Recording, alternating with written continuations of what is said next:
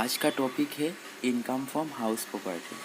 सो आज पहला वीडियो है, इसलिए हम लोग हाउस प्रॉपर्टी का बेसिक चीज़ पढ़ेंगे। So let's start. House property consist of any building और land appurtenant that of which assessee is the owner. मतलब कि हाउस प्रॉपर्टी कोई भी बिल्डिंग हो सकता है, कोई भी लैंड हो सकता है, बस उसका जो एसएससी मतलब कि जो टैक्स पे करेगा वो ओनर होना चाहिए हाउस का। House property includes all types of house property that is residential house, godowns, hotel, building etcetera. House property में सब टाइप का हाउस आ जाता है, जैसे कि रहने का घर हो, गोडाउन्स हो, होटल हो, बिल्डिंग हो एक्सेट्रा।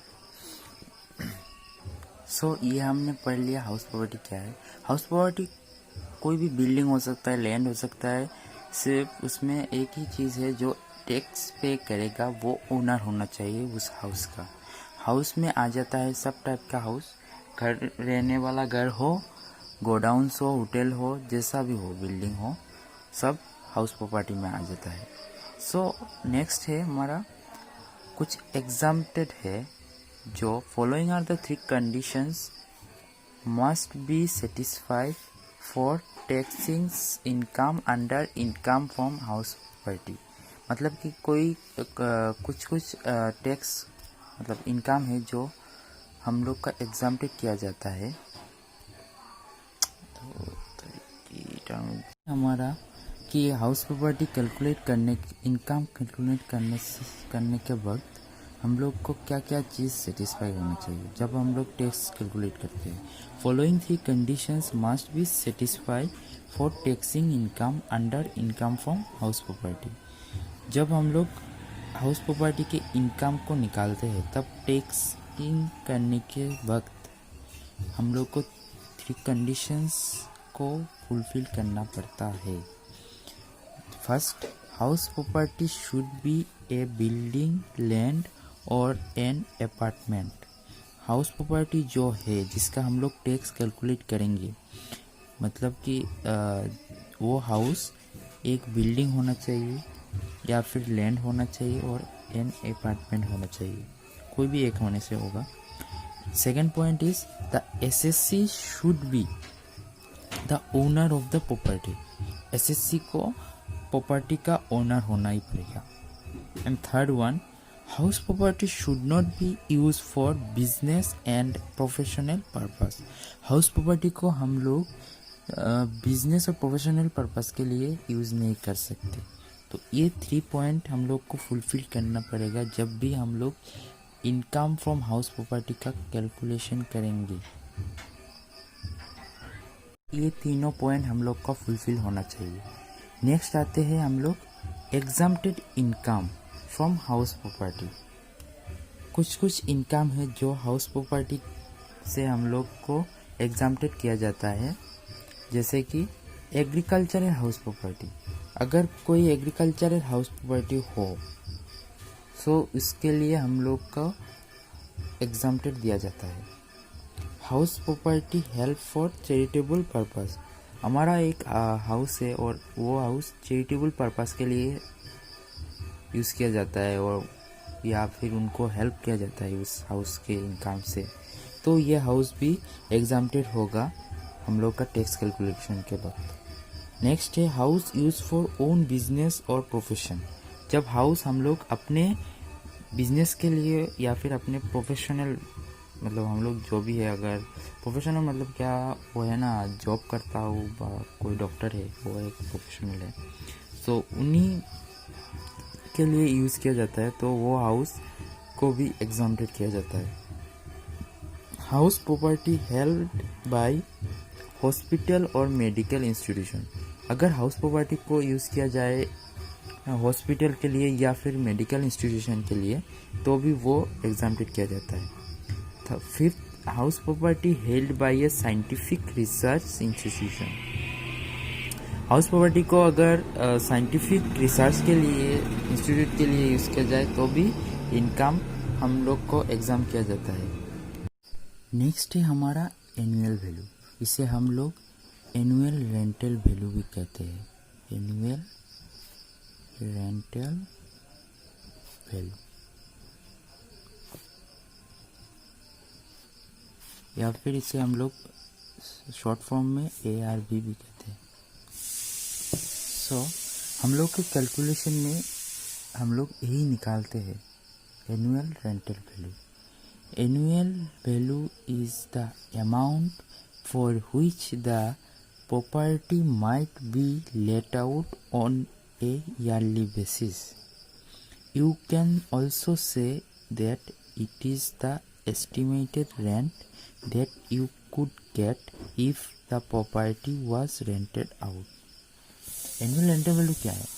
अगर प्रॉपर्टी रेंट में दिया हुआ होता है तो हम लोग एक एज्यूम करते हैं, इट इज़ एस्टिमेटेड रेंट, इसको हम लोग एस्टिमेट करते हैं कि इतना तक रेंट हम लोग को मिलना चाहिए एनुअली, मतलब ईयरली। सो इसे एनुअल वैल्यू कहते हैं, एक एस्टिमेट करते हैं हम लोग। सो नेक्स्ट हमारा है different types of rental value.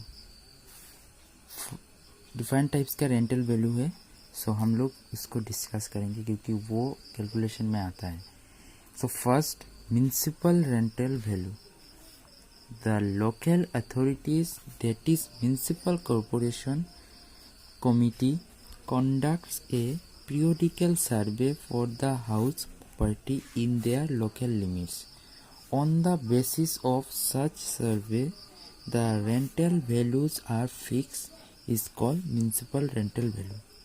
Local authority जो होता है, मतलब कि municipal corporation मतलब committee conducts पीरियोडिकल सर्वे, मतलब कुछ पीरियड के लिए वो सर्वे करते हैं फॉर द हाउस प्रॉपर्टी का सर्वे करते हैं।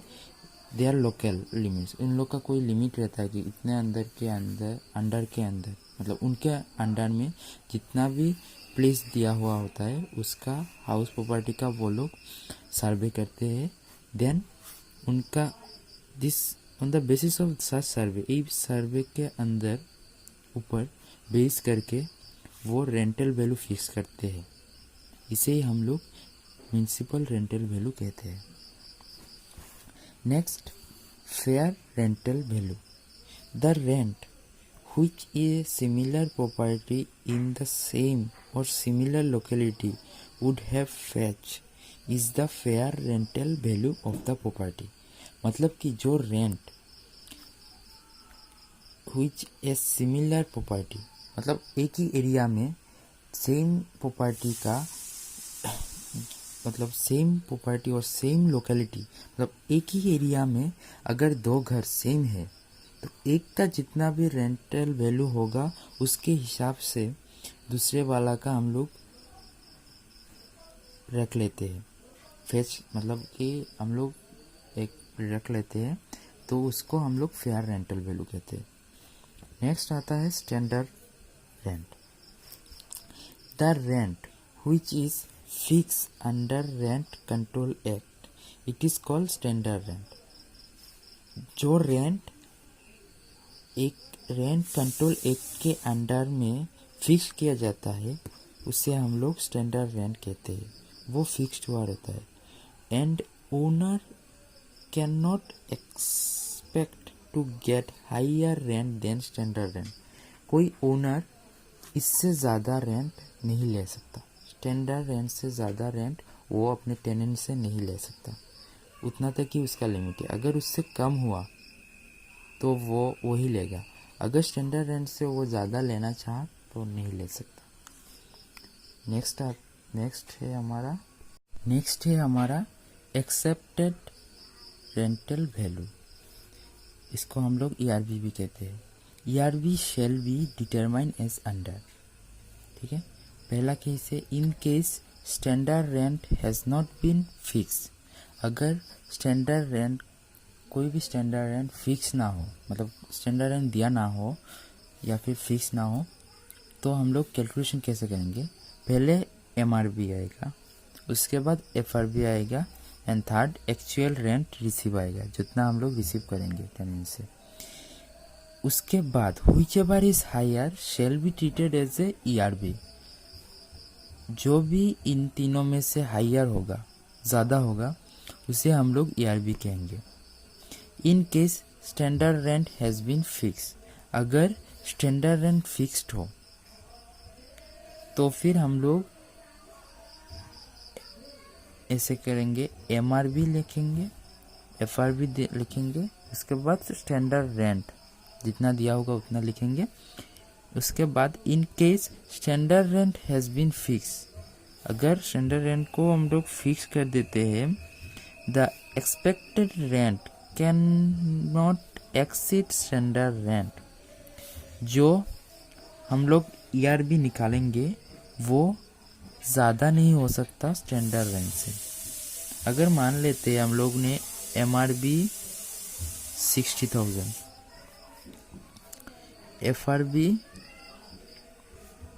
45,000। अच्छा, उससे पहले ये कर लेते हैं, इसका अगर MRB 60,000 हो, FRB 45,000, एंड इसमें तो स्टैंडर्ड रेंट नहीं है, तो एक्चुअल रेंट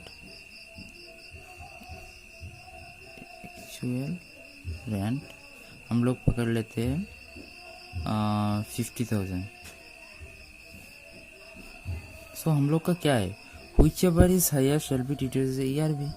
सो हम लोग इसमें से जो हायर होगा उसे ही ERB समझेंगे। तो इसमें कौन सा हायर है, MRB। So ERB equal to MRB, और MRB क्या है, 60,000। ठीक है। उसके बाद इसमें जो बोला है MRB 60,000, FRB 45,000 and standard rent अगर हम मान लेते हैं 47,000। ठीक है। तो हम लोग का क्या है कि whichever is higher shall be treated as ERB। तो इसमें से हायर है तो 60,000। ठीक है, तो हम लोग को 60,000 लिखना चाहिए ERB।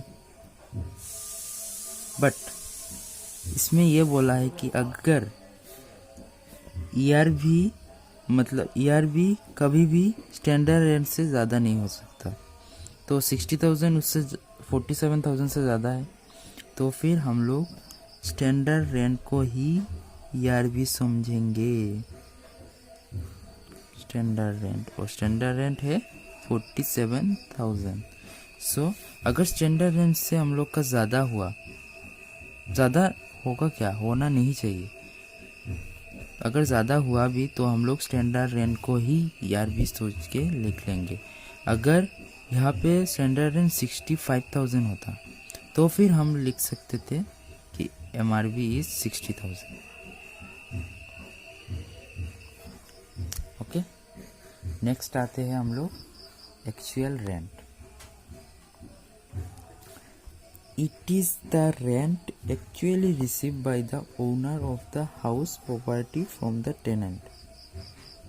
एक्चुअल रेंट वो है जो मतलब जो रेंट हम लोग एक्चुअली मतलब ओनर एक्चुअली रिसीव करता है अपने टेनेंट से उसके हाउस प्रॉपर्टी के ऊपर, तो उसे हम लोग एक्चुअल रेंट कहते हैं। नेक्स्ट आता है रियल रेंटल वैल्यू।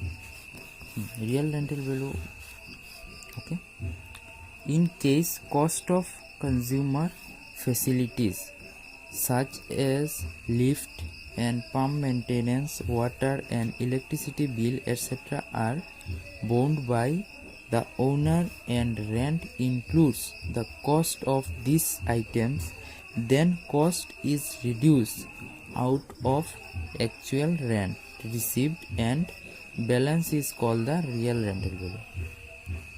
इसका मतलब है अगर जो ओनर है वो कंज्यूमर जो मतलब टेनेंट होगा उसका कॉस्ट फैसिलिटी, कंज्यूमर को फैसिलिटी देने का जो कॉस्ट है, मतलब कि लिफ्ट और पंप मेंटेनेंस का जितना खर्चा हुआ, water and electricity bill etcetera are अगर ओनर बियर करता है, मतलब ओनर पेड करता है and rent includes the cost of this item, and वो अपने रेंट जो लेता है टेनेंट के पास से, उस रेंट में वो सब कॉस्ट इंक्लूड कर देता है। तो फिर कॉस्ट इज रिड्यूस, जो कॉस्ट होगा उसको हम एक्चुअल रेंट से माइनस करके जो बैलेंस रहेगा उसी को हम लोग रियल रेंटल वैल्यू बोलेंगे। एक्चुअल रेंट तो क्या है, जो मतलब टेनेंट देगा उसे, तो टेनेंट जो देगा उसमें तो वो अगर कॉस्ट ऑफ मेंटेनेंस का जो खर्चा है वो अगर इंक्लूड कर दिया तो हम लोग को वो माइनस करके, वो जो कॉस्ट होगा उसे माइनस करके हम लोग को जितना मिलेगा, मतलब ओनर को जितना मिलेगा वही हमारा रियल रेंटल वैल्यू होगा। ओके, सो नेक्स्ट हम लोग कैलकुलेशन में आते हैं। अभी से हम लोग स्टार्ट करेंगे कैलकुलेशन का। So firstly we compare MRV and FRV। हम लोग municipal rental value and fair rental value को कंपेयर करेंगे and find out the higher one. हम लोग निकालेंगे कि कौन सा वाला बड़ा है। And the amount calculate can not be exceed the amount of standard rent. और जो हम लोग अमाउंट लिखेंगे हायर वाला, वो स्टैंडर्ड रेंट से ज़्यादा नहीं होना चाहिए, ये हम लोग देखेंगे। But if actual rent receive more than the standard rent, पर फिर भी अगर एक्चुअल रेंट हम लोग जो रिसीव करते हैं, ओनर जो रिसीव करता है टेनेंट से, वो अगर ज़्यादा हो गया स्टैंडर्ड रेंट से, then actual rental value shall be treated as a expected rental value. तो हम लोग जो एक्चुअल रेंटल वैल्यू रिसीव करेंगे वही वाला हम लोग एक्सपेक्टेड रेंटल वैल्यू मान लेंगे। इसका मतलब है कि नेक्स्ट हम लोग डायरेक्ट प्रॉब्लम पे जाते हैं। ये है हमारा first problem. From the figure given below calculate to ERV each case separately. यहाँ पे 3 केस दिया हुआ है, तीनों केस में हम लोग को सेपरेटली ERV निकालना है। तो हम लोग स्टार्ट करते हैं, ठीक है। Calculation of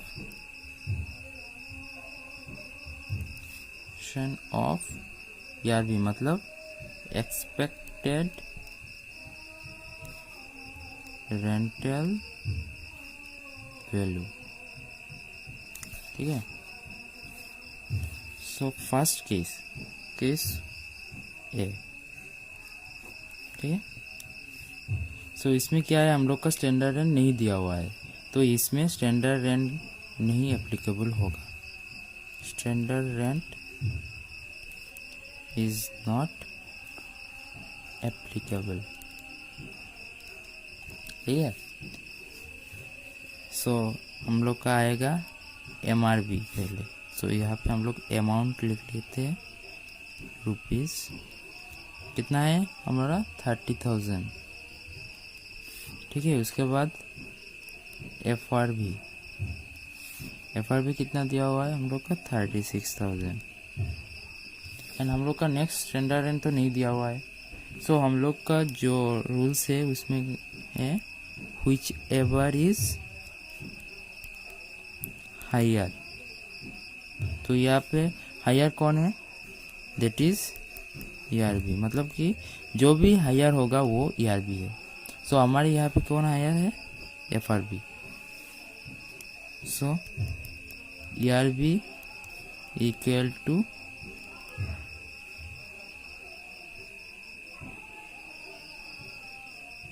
FRV equal to कितना है 36,000।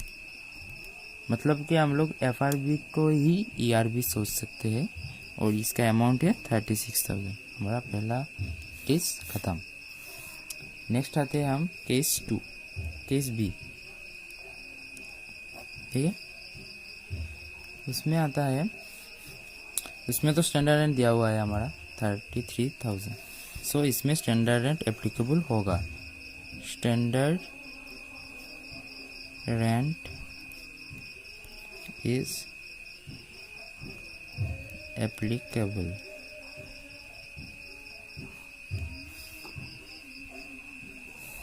सो हम लोग पहले लिख लेते हैं जैसे लिखा था उसमें MRV अमाउंट कॉलम रुपीज न दिया हुआ है सेम 30,000। इसके बाद FRV 36,000। अब हम लोग देखेंगे इसमें स्टैंडर्ड रेंट दिया हुआ है तो लिख लेंगे हम लोग स्टैंडर्ड रेंट इस कितना दिया हुआ है 33,000। ठीक है, अब जाके हम लोग लिखेंगे whichever is higher। तो यहाँ पे कौन हायर है FRV, सो 36,000। बट हम लोग को क्या कहा है कि ERV जो भी होगा वो स्टैंडर्ड रेंट से ज़्यादा नहीं हो सकता। तो हमारा स्टैंडर्ड रेंट 33,000 है, लेकिन हम लोग का हायर कितना चल रहा है 36,000। तो ये हमारा ERV नहीं हो सकता। सो हम लोग ये लिख के दे देंगे कि this figure is more than standard rent which is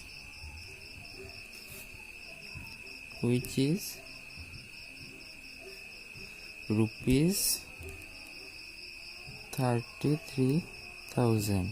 मतलब कि स्टैंडर्ड रेंट 33,000 है, उससे ज़्यादा है। And ERV can not exceed the standard rent।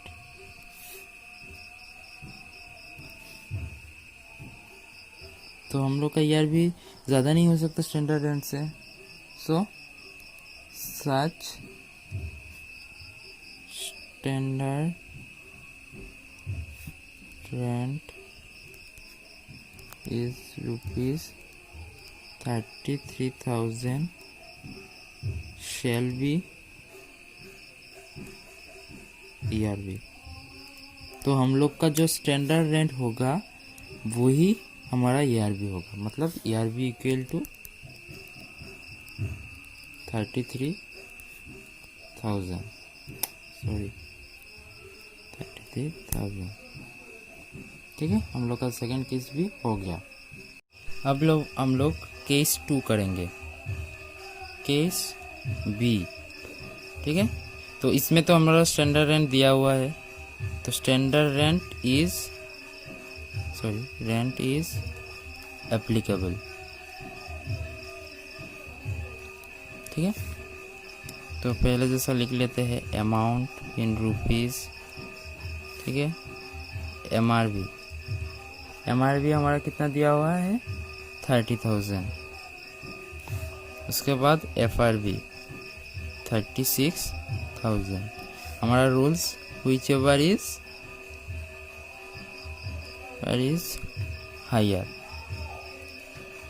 उसमें स्टैंडर्ड रेंट नहीं था, उसके लिए हम लोग का जो हायर था उसे ही हम लोग ने ERV सोच लिया। लेकिन इसमें हमारा स्टैंडर्ड रेंट दिया हुआ है, तो whichever is हायर 36,000 लिखेंगे। नेक्स्ट आएगा हमारा standard rent.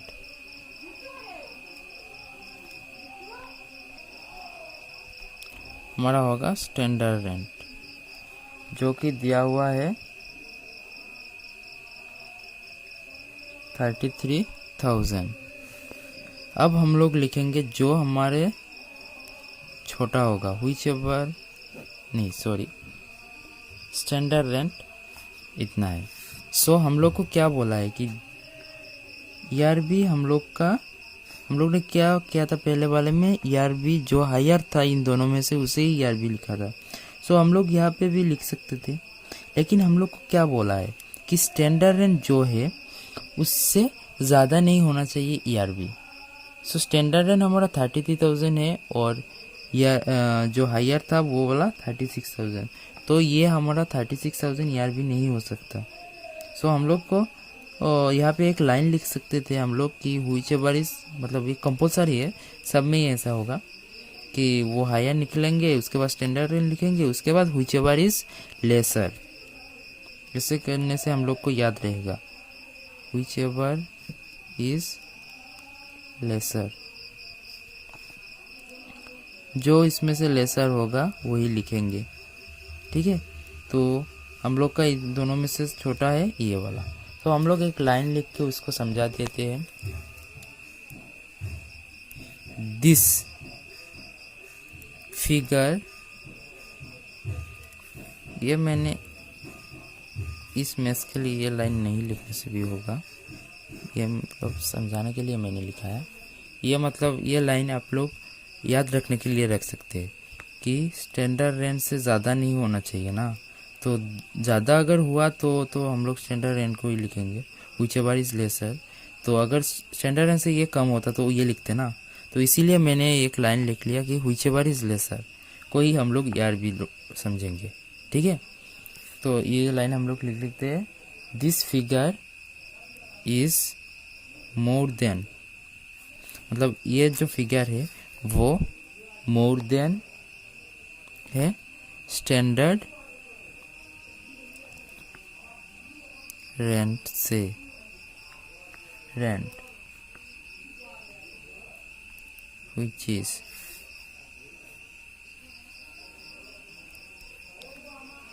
is rupees 33,000।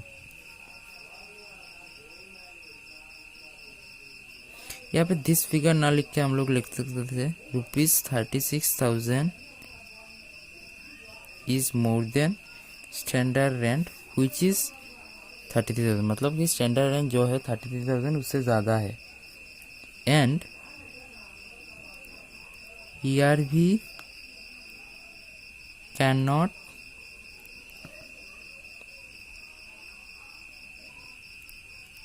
exceed the standard rent। ठीक है, such standard rent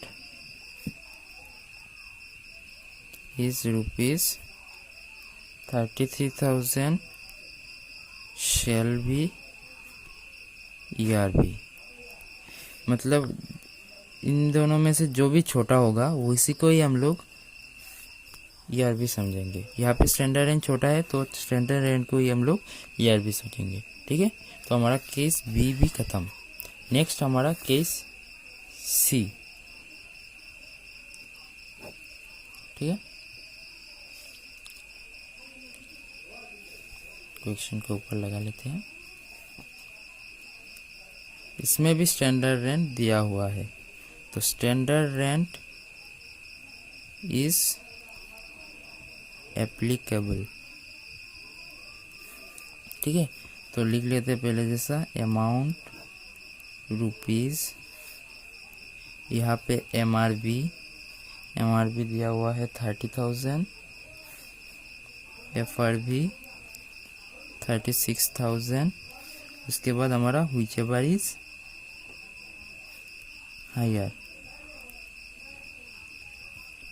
36,000, देन हमारा आएगा स्टैंडर्ड रेंट इज रुपीज 42,000। सो हम लोग का लाइन क्या होना चाहिए, जो छोटा होगा इन दोनों में से जो छोटा होगा उसे ही हम लोग यार भी कहेंगे ना। तो यहाँ पे हम लोग साफ साफ दिख रहे हैं कि जो हम लोग ने वो हायर लिखा था वही वाला ही छोटा है, तो फिर उसी ही हम लोग यार भी सोच सकते। तो यहाँ पे लिख सकते हैं व्हिच एवर इज लेसर। जो मैंने बोला था ना, पहले वाले में भी बोला था कि यहाँ पे हम लोग याद रखने के लिए ये लिख सकते थे कि व्हिच एवर इज लेसर, जो भी इन दोनों में से, पहले वाले में क्या केस बी में क्या हुआ था कि स्टैंडर्ड रेंट छोटा था और जो यहाँ पे हायर था वो वाला बड़ा था, लेकिन यहाँ पे क्या हुआ, स्टैंडर्ड रेंट बड़ा है और ये छोटा है। सो हम लोग यहाँ पे ये लाइन लिख सकते थे कि विच एवर इज लेसर, जो भी छोटा होगा इन दोनों में से, स्टैंडर्ड रेंट और यहाँ से, तो उसे हम लोग यार भी सोच लेंगे। तो लिख सकते हैं इनमें से छोटा है 36,000, तो यही हमारा यार भी होगा। सो हम लोग लाइन में लिख लेते हैं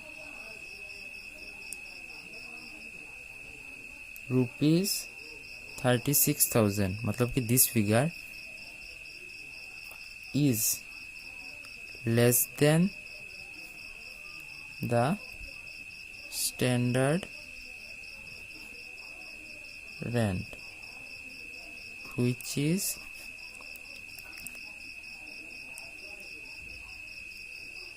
rupees 42,000, मतलब कि स्टैंडर्ड रेंट जो है 42,000 है।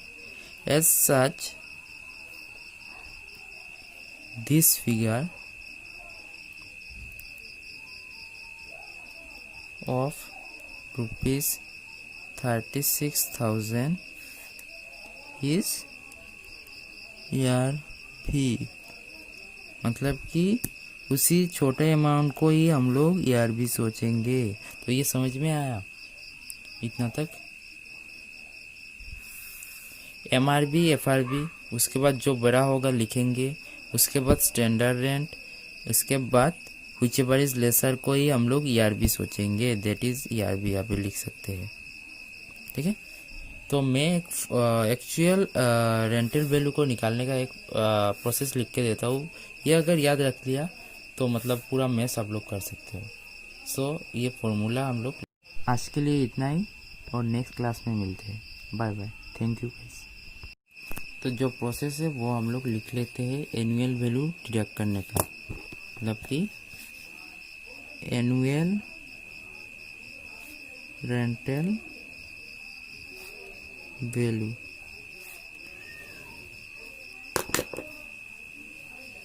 पहले हम लोग का म्युनिसिपल रेंटल वैल्यू आएगा, मतलब कि MRV। उसके बाद हम लोग लिखेंगे फेयर रेंटल वैल्यू, मतलब FRV। नेक्स्ट हम लोग का आएगा व्हिच एवर इज हायर। ठीक है, व्हिच एवर इज हायर हम लोग लिखेंगे, MRB और FRB से जो हायर होगा उसे हम लोग लिखेंगे। उसके बाद स्टैंडर्ड रेंट आएगा, स्टैंडर्ड रेंट लिखेंगे। नेक्स्ट हम लोग का आएगा, यहाँ पर लिख लेता हूँ तो समझ में आ जाएगा, standard municipal tax, standard rent. ठीक है, नेक्स्ट हम लोग का आएगा which ever is lesser, but less, whichever is less, lesser। ठीक है, that is ERV। इन दोनों में से जो भी लेस होगा उसे हम लोग ERV कहेंगे, मतलब एक्सपेक्टेड रेंटल वैल्यू। इन दोनों में से जो भी छोटा होगा। ठीक है, नेक्स्ट आएगा हम लोग का एक्चुअल रेंट। ठीक है, एक्चुअल रेंट आने के बाद हम लोग अगर डिडक्ट होता है, मतलब कोई भी मेंटेनेंस कॉस्ट अगर दिया होता है तो वो लेस करेंगे यहाँ से। ठीक है, लेस होके एक्चुअल रेंट से लेस हो जाएगा। उसके बाद हम लोग का जो फॉर्मूला है वो है, उसके बाद व्हिच एवर इज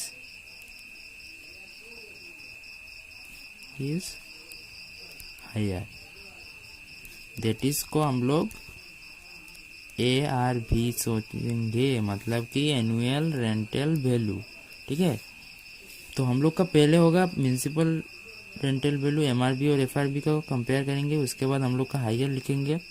नेक्स्ट आएगा हम लोग का स्टैंडर्ड रेंट, उसके बाद व्हिच एवर इज लेसर, उसके बाद हम लोग का आएगा एक्चुअल रेंट, उसके बाद व्हिच एवर इज हायर, मतलब पहले higher, next lesser, third higher.